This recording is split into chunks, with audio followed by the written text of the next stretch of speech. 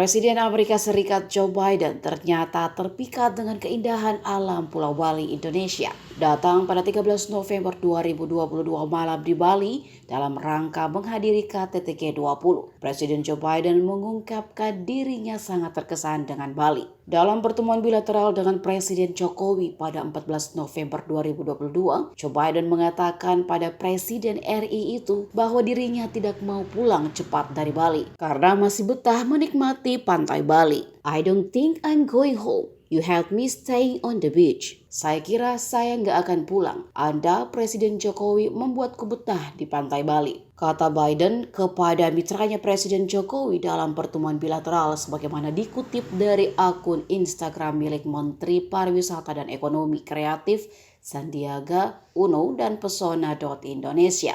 Dalam postingan itu, Sandiaga bahkan nyeletuk ke Joe Biden bahwa bekal baju cukup kalau mau memperpanjang waktunya berada di Bali. Kira-kira Presiden Joe Biden bawa baju yang cukup nggak ya kalau mau extend? Kalau mau extend, kami sangat senang loh Mr. Presiden. Kalau nggak bawa baju lebih, di Bali banyak brand-brand lokal yang super keren, tulisnya.